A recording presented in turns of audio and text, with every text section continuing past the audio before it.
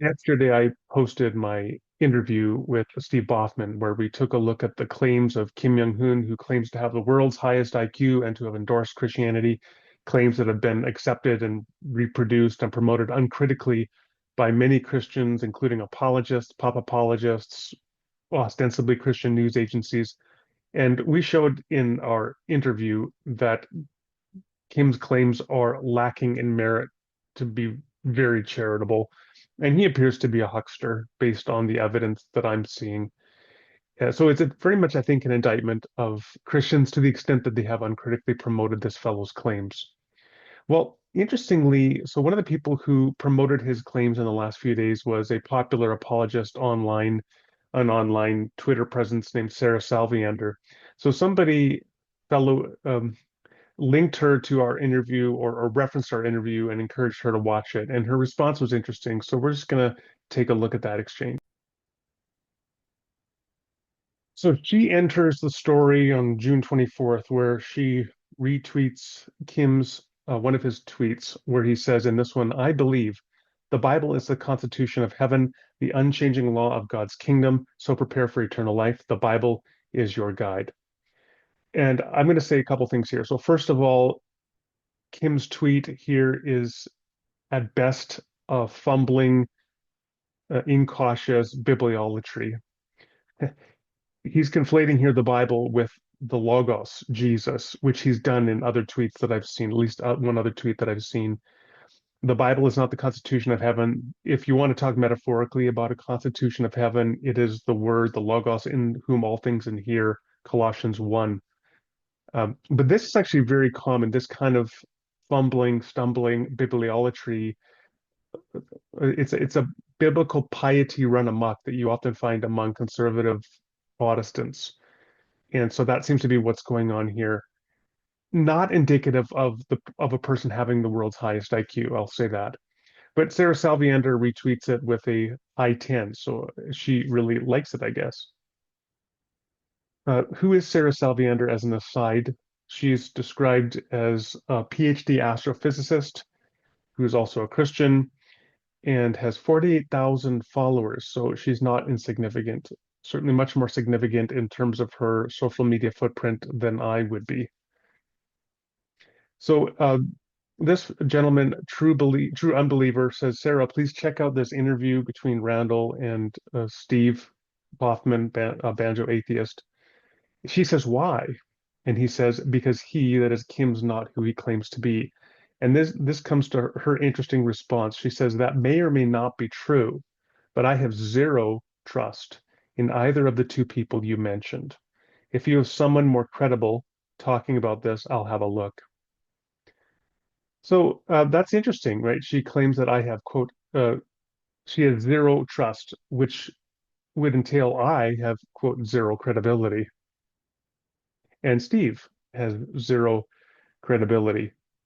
Now, this could invite all sorts of snarky responses, but I'm not a fan of snarky responses, so I tried to keep it as fact-based and dispassionate as possible. And I just reached out to her directly in her response. In my response to her, I said, "What is your basis for having zero trust in Steve and me?" What that does is it shifts the focus from a personal attack to objective evidence. Please present your evidence that you would appeal to say that I have zero credibility to warrant consideration of any of my claims, or that Steve has zero credibility to consider consideration of any of his claims. That puts the ball back in Sarah's court to provide evidence and show that she actually does have some evidence to support the claim that I have zero credibility. That very response is itself goes to my credibility for anybody who's objective and then can see that I'm focusing not on personalities and what can be viewed as a personal attack, if not an ad hominem. Maybe genetic fallacy potentially at play here. But I've sidestepped all of that and said, let's just focus on the evidence. What is the credibility of the witness? In this case, me and Steve as being witnesses. What is our credibility? And that's how you should respond when people engage in these kinds of personal affronts. Having said that, I would like to just say a word about credibility. I think this is very important. I agree. So I'll say a few things. First of all, I have a PhD in systematic theology from King's College University of London, which is a leading research university in England. I got that PhD 22 years ago. I was a professor for 20 years. I've published 17 books, and including a book with Oxford University Press, with Edinburgh University Press, presented at academic conferences, published in academic journals like Christian Scholars Review and Philosophia Christi. I am an academic and I take scholarship very seriously. I take evidence very seriously. And I've always been committed to calling balls and strikes. And I'm giving one example here. My book is The Atheist, My Neighbor.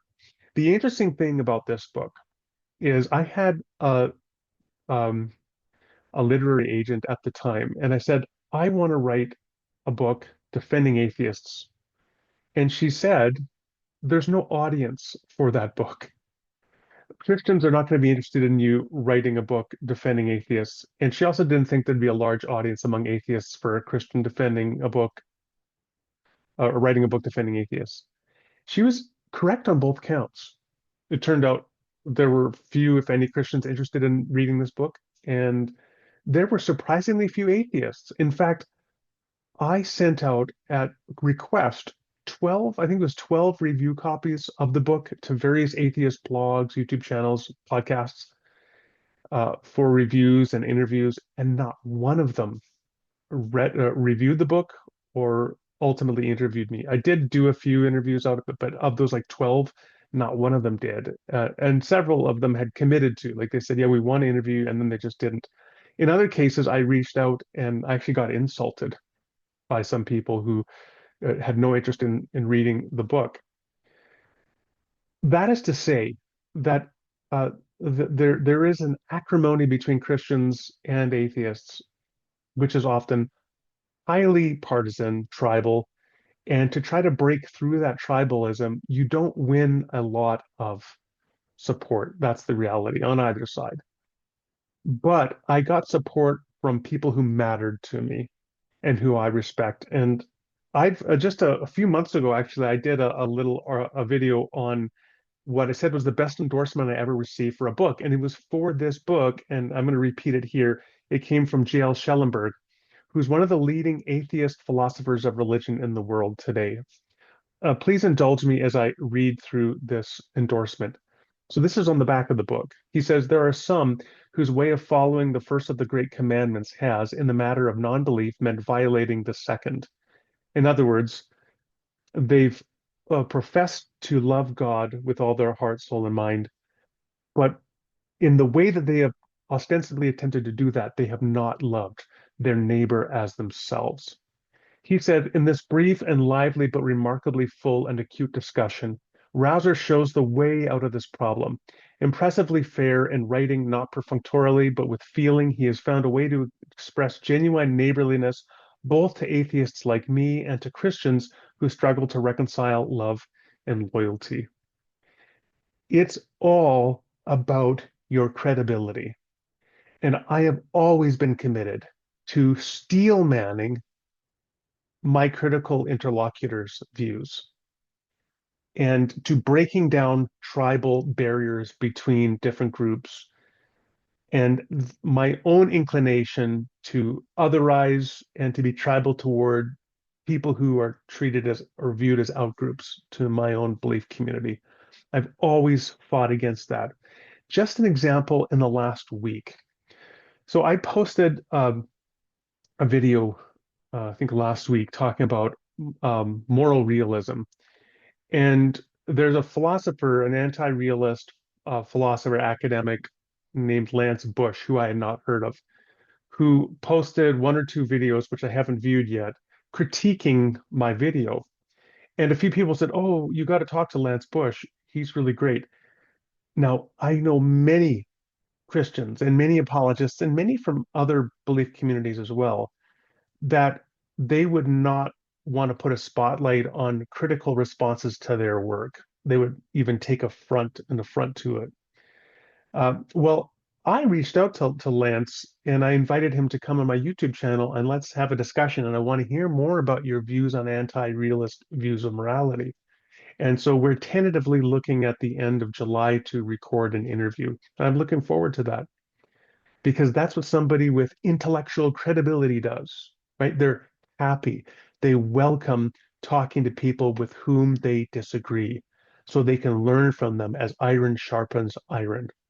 Because you should never be so committed to defending your current beliefs that you sacrifice truth on the altar of those beliefs. Again, that's what intellectual credibility looks like. I also want to say something else. This is my 17th book, which came out this year. I co-authored it with Bob Stenhouse. I am a professional workplace investigator. I started doing this work full time 3 years ago. I've been doing it part time for the last 6 years, I believe. I have Association of Workplace Investigators credentials. So I've taken their course. I've done, I don't know, 120 investigations perhaps on a wide variety of topics in the workplace, including allegations of harassment, bullying, discrimination, fraud, all sorts of things. And key to that is assessing credibility of witnesses and looking at evidence for and against allegations or truth claims. So I co-wrote this book, Disabused, with Bob Stenhouse, who's the CEO of Veritas Solutions, with whom I work, or for whom I work. And it is a guide to doing workplace investigations in church and faith-based contexts. So again, I take evidence and argument very seriously, and the credibility of witnesses and assessing credibility very seriously. And when we do investigations, we have 12 criteria that we look for when we assess the credibility of witnesses. I'm going to say a word about Steve and his credibility now. So, as I referenced in the interview, Steve is most well known to people, probably certainly within our sphere of discussion, for his book, A Cover Up in the Kingdom, and the other work he's done following this book in exposing Ravi Zacharias. It cannot be understated how important Steve's work was because Ravi Zacharias was long being propped up and defended by the alliance denomination with whom he was associated, with RZIM, the ministry he founded, and by a whole subculture of conservative evangelical apologists who were long defending and supporting Ravi Zacharias. All of these people claim to be motivated and concerned above all by truth. And yet, time and again, they were overlooking, downplaying, defending Ravi Zacharias, and well, I should say, overlooking and downplaying the evidence against him and defending him in a way that ultimately was shown to be profoundly flawed because there are going back years, there's evidence that he was engaging in predatory and abusive conduct, and that he was simply a fabulist, that he made up credentials, that he would constantly embellish his CV. And you just had to listen to him when he would speak on various topics to see that he simply didn't know what he was talking about. That time and again, he would just, I'm going to use a term here, and it's not a term of insult. The term is bullshit. And bullshit, technically, there are two different, I believe there are two different concepts that are related when it comes to the word bullshit.